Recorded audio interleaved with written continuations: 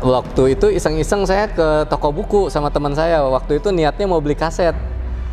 Nah begitu pas sampai toko buku ada Quran, iseng-iseng saya baca gitu. Nah kalau Quran kan bukanya ke sini tuh. Tapi waktu itu saya pakai buka Quran tuh kayak buka buku umum, jadi bukanya ke sini. Kemudian waktu pas SMA itu tadi pas baca Quran saya bukanya dari sini, berarti saya bacanya dari belakang. Iya. Dari Anas dulu, Al-Falaq, Qulhu, terus naik. Nah, itu pas sampai surat Al-Humazah. Begitu sampai surat Al-Humazah, saya kan belum bisa baca Arabnya tuh. Jadi saya baca terjemahannya aja. Ya, cuma saya cocok-cocokin kan Quran itu di sini ayatnya, sebelahnya tuh artinya gitu. Saya baca artinya itu ketika sampai ayatnya wama adraka mal hutomah gitu. Tahukah kamu apa itu hutomah? Terus sampai habis. Nah, itu baru saya pas waktu baca itu saya tersentak lagi. Kok urutan yang saya baca ini mirip sekali gambaran yang pernah saya mimpi dulu gitu. Yang sampai demam itu. Iya. Jadi kamu tahukah kamu apa itu hutoma, yaitu api yang membakar sampai ke dada kan gitu. Dan mereka diikat pada tiang-tiang yang panjang gitu. Nah itu pas fi amadim mumaddadah itu mereka diikat pada tiang-tiang yang panjang, itu benar-benar seperti kehantem halilintar gitu. Loh, ini mimpi yang pernah saya alami gitu. Nah dari situ saya semacam jadi penasaran gitu. Saya jadi penasaran, coba pengen tahu apa sih Islam gitu. Bismillahirrahmanirrahim. Ya ayyuhalladzina amanu udkhulu fis-silmi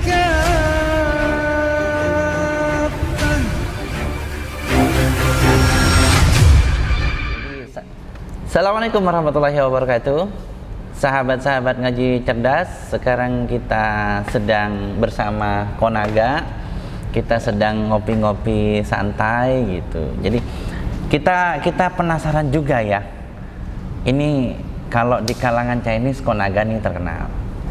Jadi kita pengen tahu Konaga ini asalnya dari mana dan kenapa namanya naga. Kalau dalam bahasa Cina itu liong gitu, naga itu. Jadi kalau ada toko liong itu artinya yang punya itu Konaga. Gitu. Enggak juga gitu. Diulang lagi kok, kenapa dikasih nama naga? Ya, kalau dulu saya pernah tanya sama apa saya, kenapa sih saya dikasih nama naga gitu. Waktu terlahir saya namanya Chiu Xie Long. Ya, Chiu Xie Long. Ya, marganya marga Chiu. Ya. Kemudian saya tanya, karena waktu itu tahun 77 terjadi pemutihan warga negara.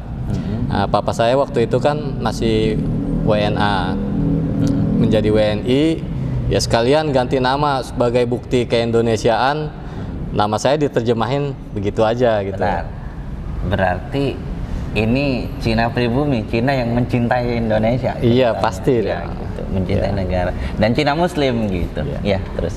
Nah, kemudian diterjemahin begitu aja, long itu kan artinya naga. Nah, saya tanya papa saya, kok dikasih nama naga? Ya, bapak saya jawabnya simpel aja, katanya karena saya lahir tahun naga gitu. Tahun naga. Nah, naganya naga apa nih? Dalam apa nih, zodiak Cina itu naga itu gak cuma satu jenis naga, tetapi ada naga emas. Bruce Lee di naga emas ya lahirnya ya. Yang lahir tahun 2000 itu naga emas gitu. Tahun 2000 kemarin tuh naga emas kok. Terus ada naga bumi, terus naga apa lagi dah, saya agak lupa sudah sekarang, udah lama sih. Naga apa kok ceritanya kok, katanya kok? Kalau saya nggak terlalu memperhatikan itu. Yang penting naga aja udah. Iya. Cuma waktu itu saya sempat kaget ya. Ya, saya alhamdulillah juga lahir tahun naga. Saya nggak bisa ngebayangin kalau saya lahir di tahun selain naga. Aduh, apalagi yang tahun itu tuh kok, aduh, jangan pas dikasih nama, aduh, aduh gitu, nggak nyaman juga. Alhamdulillah kasih nama naga ya, bukan zodiak-zodiak yang lain ya gitu. Kalau masih kuda masih enak ya kok ya. Kalau binatang yang kita haramkan nggak enak banget. Nah, udah itu Muslim, dia. namanya binatang haram gitu. Iya. Tadi kan saya bilang naga itu dalam bahasa Cina ada liong gitu ya. Berarti ada long. Kalau long bahasa apa kok? Long itu bahasa Mandarin ya. Iya, bahasa Mandarin, bahasa resmi RRC-nya ya. Kok Ya. kalau Konaga nih sebelum Muslim agamanya apa kok? Kalau dari keluarga sih Konghucu. Ya, jadi saya terlahir dibesarkan dalam tradisi-tradisi Konghucu gitu ya. Dan itu kadang-kadang di Indonesia ini agak rancu nih antara Konghucu dengan Buddha, karena di zaman katakanlah Orde Baru dulu itu kan ajaran Konghucu dengan Buddha itu sempat dijadikan satu. Iya. Nah, sehingga kadang-kadang antara Buddha dengan Konghucu itu sering dianggap sama gitu. Padahal beda ya. Kok? Padahal beda. Nah, Ya. beda. Nah, seperti yang saya bilang, sebenarnya orang Chinese yang agamanya itu Konghucu, ketika masa Orde Baru itu harus memilih 5 di antara agama. Makanya kita biasanya lebih dekat memilih Buddha gitu. Kalau nggak memilih juga dulu ada ini, kok masih ingat nggak kok? Siaran TVRI tentang aliran kepercayaan. Nah, kita tuh dimasukkan ke situ. Masih ingat nggak? Oh, saya udah lupa itu. Saya belum pernah lihat. Ya. Tapi sebenarnya tuanya sama kayaknya. Saya juga uban gitu. Jadi seperti itu. Berarti Konghucu ya, kok? Konghucu. Diteruskan. Ya. Ya. Apalagi yang ini nih. Nah, setelah Konghucu pindah lagi nggak ke yang lain? Apa tetap istiqomah di sana dulu? Ya sempat dengan karena keluarga ada yang Kristen gitu. Kadang suka diajak ke gereja dulu ya. Cuma ya ikut-ikut aja dulu gitu. Tapi memang keluarga Chinese itu, kalau di keluarga saya itu kok itu lebih comfort, lebih nyaman ketika anaknya itu ngikut ke selain agama Islam gitu. Iya. Nah, terutama Kristen memang kok. Iya. Nah, dulu ngikut kemana? Protestan apa Katolik? Protestan dulu. Iya, lebih banyak ke Protestan. Kalau daerah Jawa Timur gitu biasanya Protestan. Nah, Konaga sendiri domisili di mana waktu itu? Saya itu lahir di Jakarta, gedenya saya tuh di Tegal Alur, Jakarta Barat. Oh, Tegal Alur Iya. sini toh gitu. Iya, jadi berarti banyak di lingkungan Protestan ya kok ya. Iya. Tapi nggak sempat jadi Kristen nggak? Kalau dibilang sih enggak ya. Tapi Jadi ikut-ikutan. ikut-ikutan aja. Tapi kalau dari di keluarga itu lebih tradisi Konghucunya yang lebih kita amalkan. Oh iya, jelas. Saya juga sama, kalau saya sebelum ke Kristen itu saya itu kental di Konghucu, tapi setelah Kristen sama orang tua dilepas gitu, suruh ke Kristen totalitas. Tapi ya masalah pai-pai itu masih gitu. Ya. Cuman keseharian disuruh ngikut Kristen gitu. Tapi kenapa mereka kok welcome ya ketika mau ke Kristen, mau ke Buddha, welcome kan ya, disilakan kan ya? Ya itu yang mungkin masih misteri kenapa itu ya. Oh gitu. Berarti Konaga nih sampai Muslim sebenarnya lebih istiqomah di Konghucu ya? Iya. Ya. Nah kok, nih menarik nih, kita rata-rata menjelaskan bagaimana tentang Kristen, bagaimana ibadah Kristen, bagaimana konsep ketuhanan orang Kristen. Nah sekarang saya mau tanya sama Konaga, sebenarnya kebiasaan orang Konghucu itu ibadahnya gimana sih? Pai-pai sama siapa aja gitu? Tahu pai-pai nggak? Tuh, ntar jadi nggak tahu pai-pai apa tuh kok? Coba jelasin kok. Kalau saya dari kecil kan mengikuti aja gitu apa yang diajarkan orang tua ya. Kebetulan waktu kecil itu saya lebih banyak ikut nenek gitu. Saya nggak tinggal sama orang tua. Nah itu saya ngikut apa yang diarahkan nenek. Popo lah. Iya Popo. Kita panggil Popo ya. Karena kita dari orang ya. Terus ya. Haknya juga gitu. Hak singin lah gitu. Tahu nggak artinya? Orang itu disebutnya orang hak singin itu artinya tukang bikin orang kaget gitu loh. Iya udah, wah hak singin loh. Nah itu ya kita dari kecil itu ya saya semacam punya kewajiban kalau pas pagi itu ganti teh gitu. Kan Sesembahan. ya sesembahan gitu. Kita buah punya altar gitu. Untuk hari-hari tertentu kita pakai buah gitu. Tapi kesehariannya itu pagi itu kita ganti teh baru. Itu biasanya saya yang mengerjakannya itu. Oh gitu. Terus ya sembahyang pakai sio gitu. Pai-pai itu. Ya. Itu pai-pai itu berarti sembahyang pakai hiu ya. Iya. Nah, itu berlangsung ya sampai ketika ya saya SMP lah gitu ya. Karena begitu SMP itu sempat pindah rumah dan penyembahan terhadap altar itu sudah sedikit dihilangkan gitu. Jadi kewajiban saya ganti teh itu boleh bilang udah nggak ada. Udah agak modern ceritanya. Iya. Nah, justru pada saat itu di waktu SMP itu saya mengalami sebuah mimpi yang akhirnya itu menjadi pemicu saya itu untuk mempelajari Islam gitu. Hilang begitu aja gitu. Kita lanjut ya.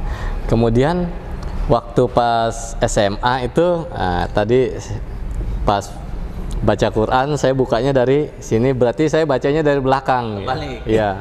Dari Anas dulu, Al-Falaq, Qulhu, terus naik. Nah, itu pas sampai surat Al-Humazah. Begitu sampai surat Al-Humazah, saya kan belum bisa baca Arabnya tuh.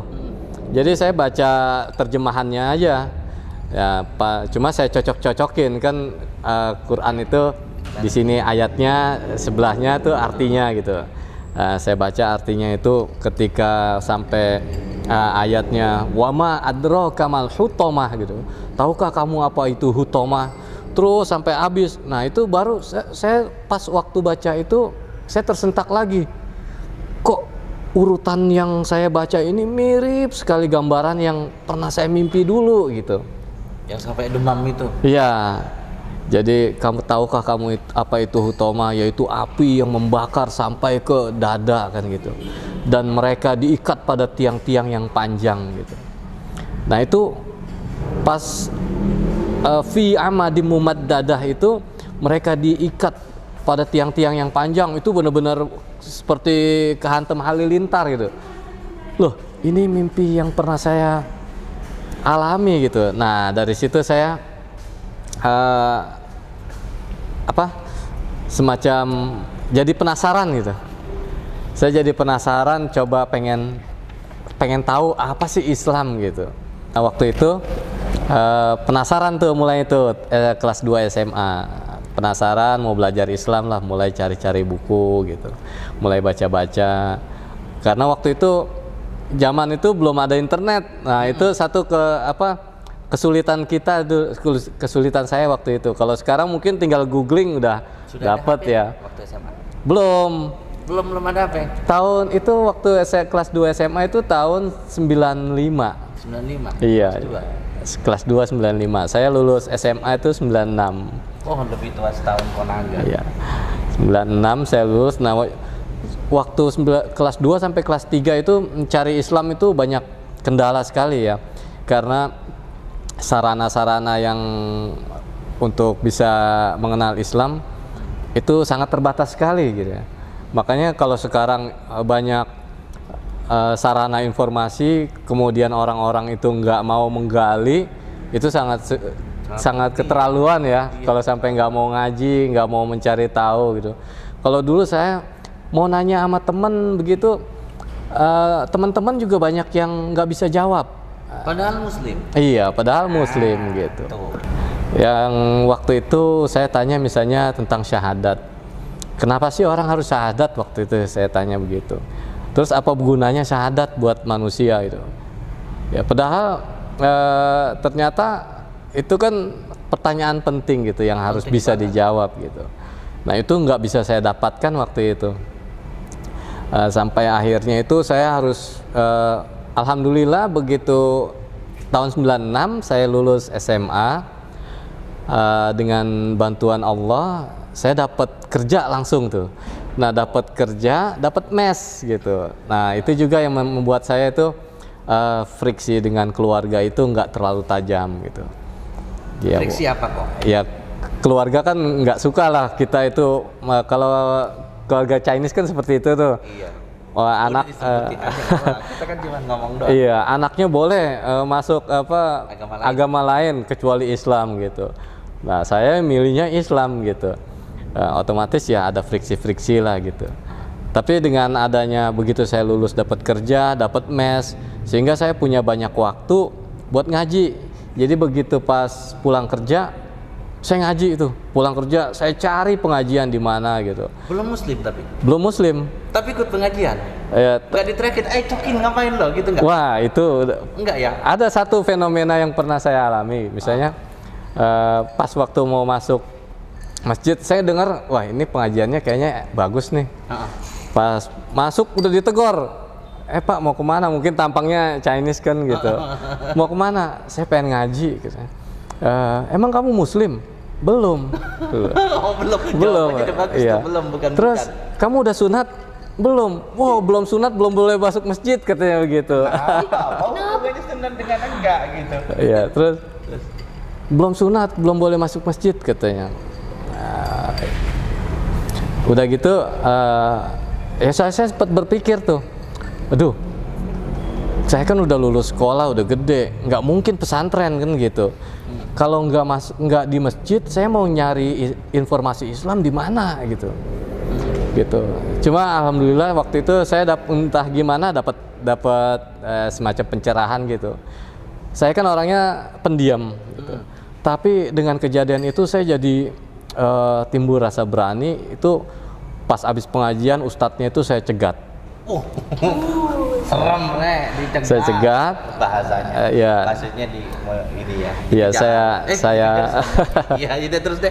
Gitu. Terus saya ajak kenalan, saya utarakan niat saya bahwa saya belum Islam, tapi saya tertarik pengen belajar Islam, saya ceritain gitu. Terus kalau berkenan saya pengen ngaji di rumah ya, karena kalau di masjid kan nggak boleh katanya karena belum sunat gitu. Ya udah akhirnya jadi saya ngaji itu lebih banyak privat gitu. Itu juga salah satu yang mendorong saya itu bisa lebih cepat mengenal Islam karena Tapi belum muslim sudah ngaji. iya, ya alhamdulillah. Jadi sehingga kebetulan waktu di tempat kerjaan juga saya jabatan nggak terlalu rendah gitu. Ya saya punya jabatan staff gitu. Sehingga saya punya anak buah. Waktu itu pas pengen belajar baca Quran aja, kebetulan saya punya anak buah. Wah, saya lihat bacaannya bagus. Itu dengan kekuasaan saya paksa buat ngajarin saya waktu itu. Ini pemanfaatan kekuasaan yang Iya. bagus ceritanya. Saya paksa buat ngajarin saya. Alhamdulillah saya itu dari baca Quran tuh dari buta huruf Arab sampai bisa hafal Quran plus 8 surat pendek. Itu saya cuma butuh waktu 5 hari gitu. Cuma butuh waktu 5 hari, tapi 5 harinya 5 hari beneran. 5 hari beneran dalam arti waktu itu ingat sekali mulainya itu hari Senin. Senin saya ngaji, mulainya habis Isya. Jadi habis Isya ngaji sama gurunya itu kurang lebih 1,5 jam. Tapi begitu teman saya yang saya suruh jadi guru saya itu pulang, itu saya lanjut. Jadi Iqra 1 itu cuma sampai begadang-begadang saya belajar Iqra itu. Belum muslim. Udah begadang. Iya. Belum muslim dan begadang mau belajar Iqra. Kalian yang muslim gak mau belajar. Gimana sih? Lanjut kok. Iya, sampai begadang-begadang sehingga begitu hari Selasa gurunya datang lagi kan teman saya. Kemarin sampai mana? Sampai sini. Jadi Iqra 1 itu udah saya hafal. Sehingga begitu hanya butuh waktu 20 sampai 25 menit Iqra 1 selesai dengan guru. Berarti lanjut Iqra 2. Iqra 2 dikasih begini. Setelah selesai saya pulang itu saya hafalin lagi. Jadi saya ngaji sampai Iqra 2, kemudian langsung belajar baca Quran. Alhamdulillah dari waktu 5 hari itu udah bisa baca Quran plus hafal 8 surat pendek waktu itu saya ingat. 5 hari bisa belajar, bisa ngaji, bisa baca Quran 5 hari. Kita sudah berapa puluh tahun muslim yang masih belum bisa ngaji? Ayo. Ya, tapi bacanya tentunya nggak langsung seperti Sudais, nggak. Ya tentunya masih terbata-bata, tapi saya udah bisa baca gitu. Nah itu satu yang kemudian terus belajar sampai detik-detik terakhir saya itu memutuskan untuk menjadi mu'alaf itu ketika waktu itu saya membaca bukunya Said Hawa yang judulnya Allah Jalla Jalaluh gitu. Nah itu pas baca buku itu saya begitu tersentak, saya merasa betapa butanya saya terhadap penciptaan Allah gitu. Jadi kita sering berbicara tentang Tuhan gitu.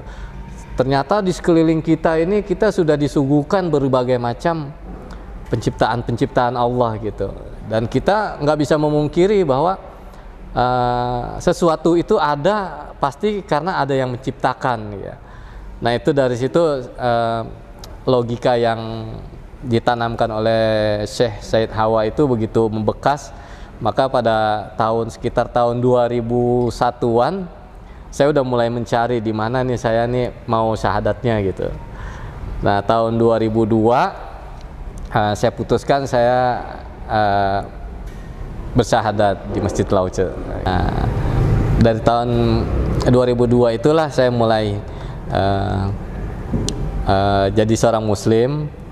Tentunya ternyata menjadi seorang muslim itu saya pikir sudah selesai gitu ya. Saya pikir saya sudah ibarat orang sekolah mungkin udah lulus gitu.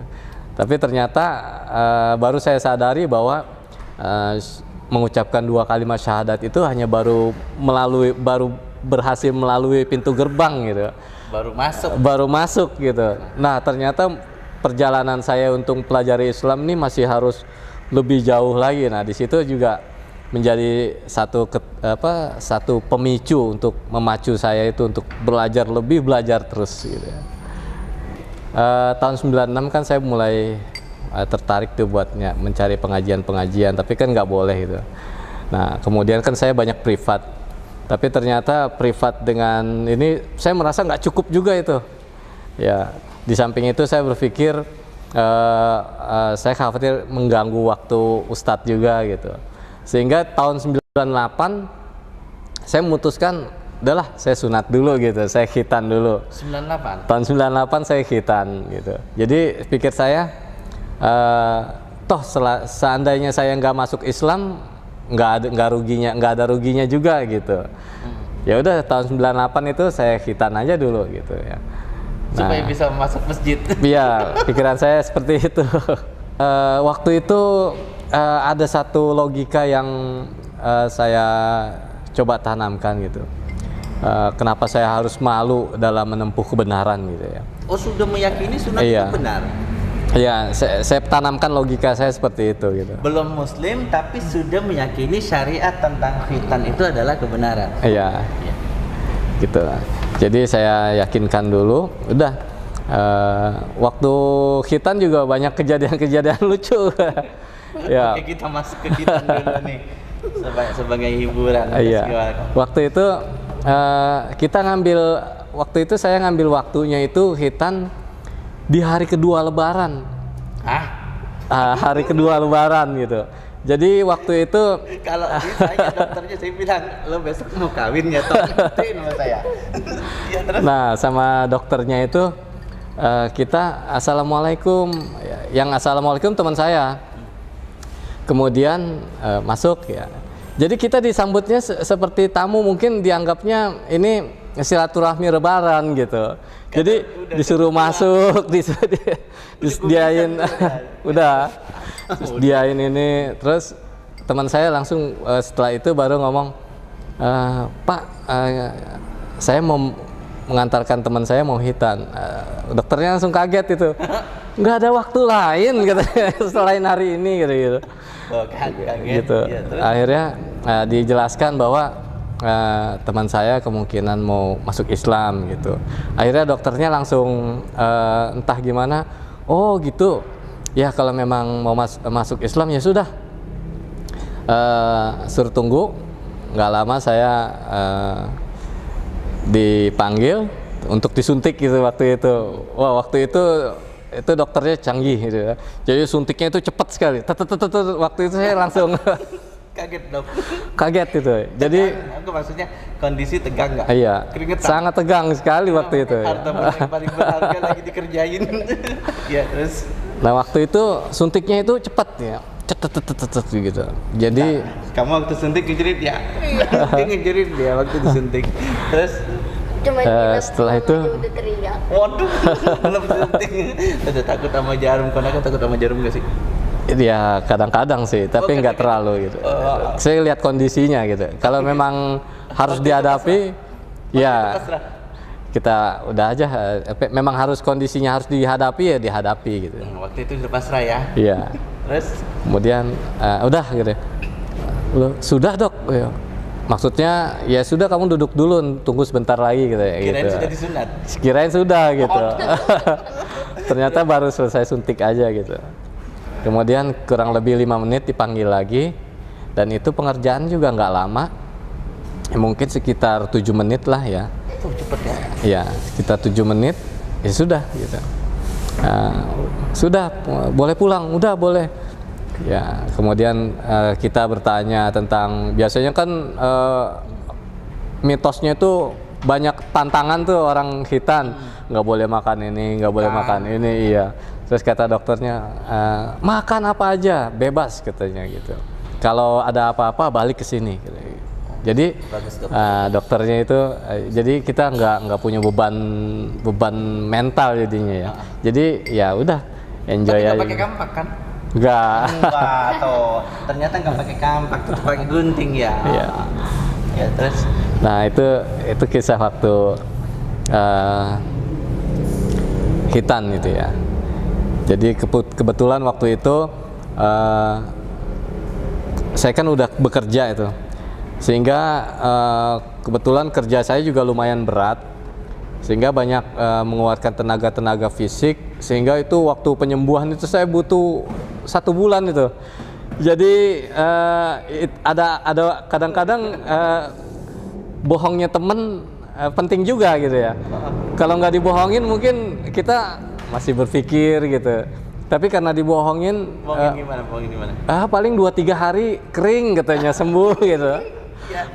Ternyata harus 1 bulan gitu. Karena banyak gerak. Iya, karena banyak gerak memang. Tapi kalau teman-teman saya gitu, kurang lebih 1 minggu sampai 2 minggu itu sudah sembuh total gitu. Tapi kalau saya waktu itu sampai 1 bulan karena udah tua. Kebetulan waktu itu saya sebulan lebih loh. Iya. Iya, masih penting sebulan, saya sebulan lebih loh. Apalagi waktu itu saya kan kerja staf gudang. Kemudian kebetulan anak buah lagi kurang, sehingga waktu itu ya di staf gudang itu saya sampai sempat bawa forklift juga gitu. Jadi saya bisa setir forklift gitu. Mantap. Nah, Iya. Nah itu ya kisah saya sampai sebulan, ternyata sembuh ya. Ya itu ada satu kepuasan tersendiri gitu ya. Ternyata beda gitu ya, antara sebelum khitan dengan sesudah khitan gitu ya. iya memang. Iya. Memang.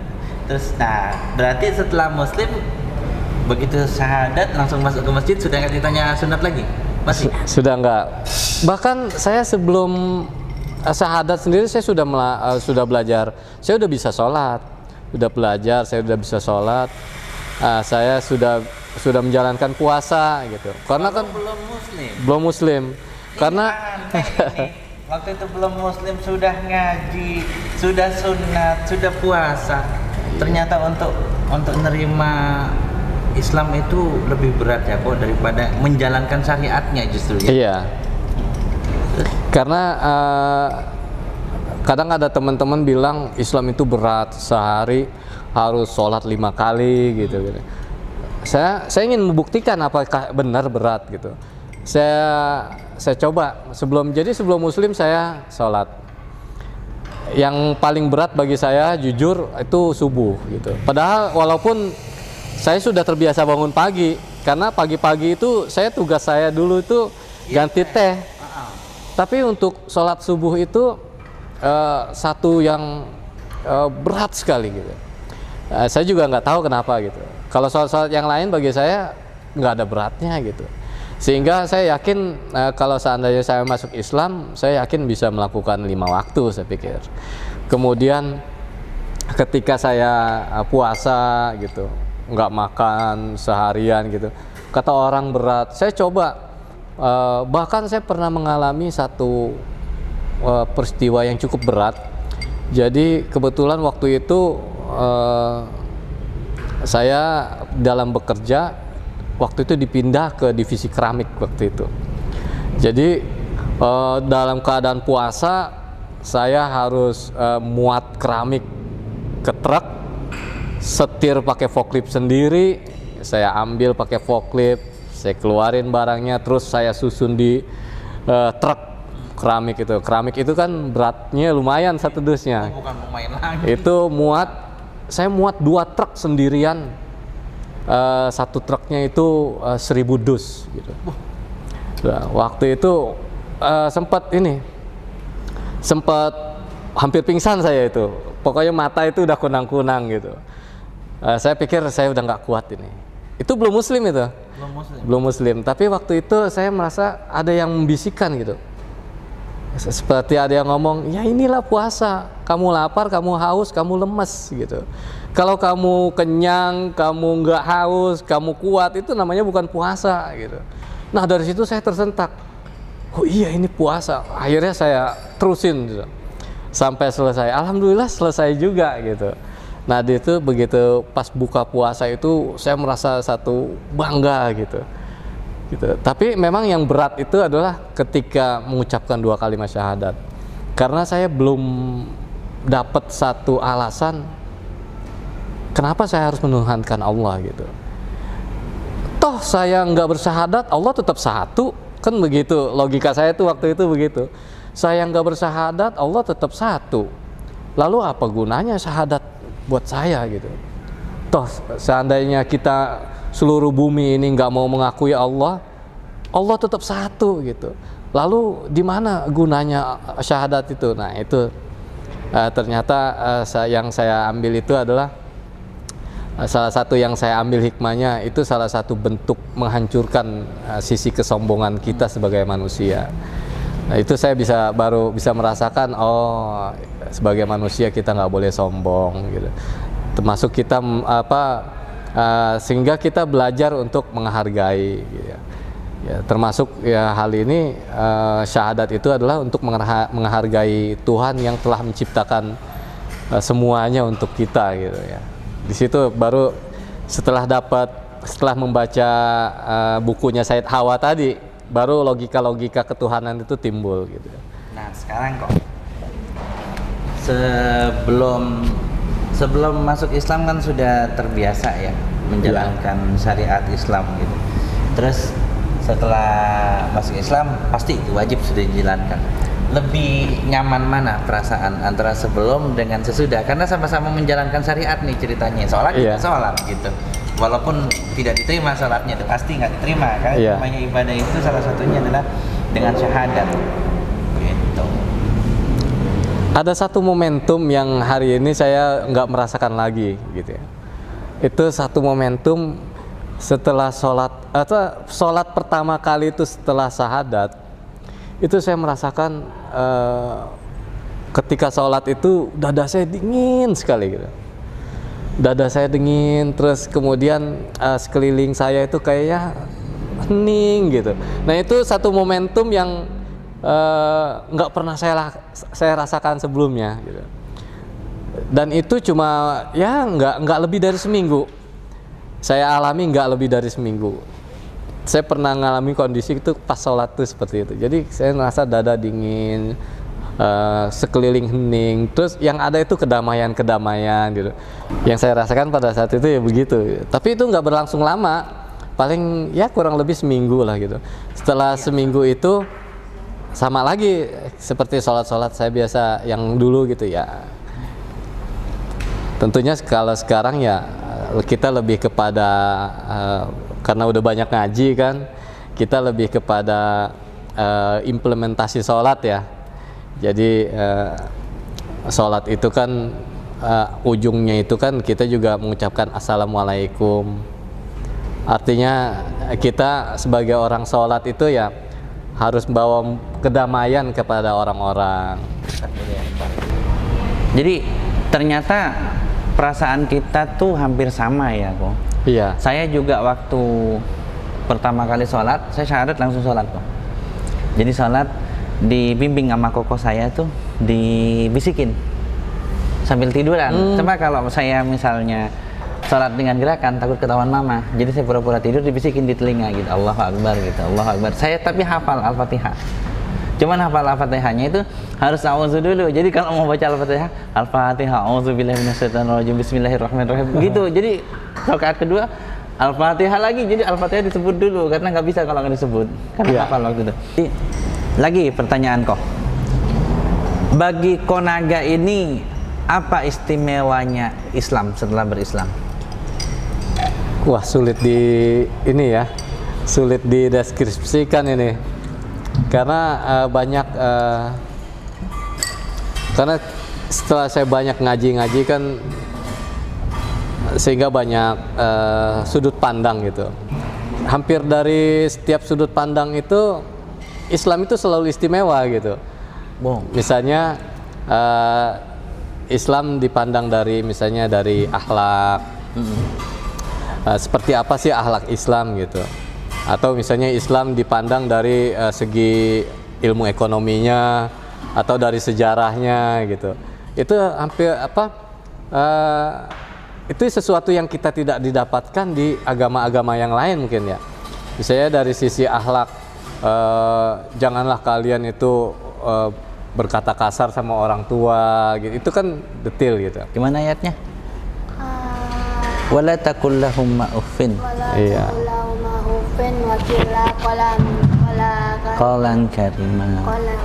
Nah, itu hal-hal yang yang sesuatu yang saya katakan istimewa gitu. Makanya waktu setelah saya masuk Islam, itu orang tua yang tadinya saya nggak pernah cium tangan, saya cium tangan gitu. Kaget dong. Kaget, orang tua kaget. Ngapain lo gitu. Iya. Kan biasa kita gini juga atau manggil sudah cukup ya kalau iya. orang tua ya. Kalau tradisi Chinese kan nggak ada tradisi cium tangan. Nggak ada. Nggak manggil justru nggak sopan walaupun cium tangan gitu. Iya. Tapi kalau udah manggil sudah sopan gitu. Terus saya cium tangannya itu ya mereka sempat nangis gitu. Sempat nangis. Ya, saya nggak tahu nangisnya nangis sedih atau nangis bahagia gitu. Karena secara keberadaan mungkin mereka nggak bisa menerima saya itu jadi orang Islam gitu. Tapi aktivitas seperti itu mereka belum pernah dapatkan sejak saya kecil gitu. Sampai saya masuk Islam baru saya itu kalau pas bertemu saya cium tangan dan mereka itu nangis gitu. Iya. Kesopanannya lah dalam Islam itu yang membuat mereka itu tersentuh. Anakku jadi sopan sekali. Jangan-jangan bandel nih, jangan-jangan. Kalau bandel ya jangan diomong lagi. Dia bandel, terus ketemu Islam, kebayang nggak sih harunya orang tua ngeliat anaknya bandel, ketemu Islam, ketemu cium tangan gitu. Iya. Itu nangisnya kok mungkin kok, karena bandelnya Konaga itu jadinya benar-benar ini sampai terharu gitu. Iya. Tapi ngomelin nggak setelah tahu Konaga jadi Muslim? Kalau secara konfrontasi sih enggak gitu. Karena Paling-paling sudah kerja sih ya. Iya. Iya, diapa-apain juga percuma, diusir juga bisa kerja gitu ya. Iya gitu.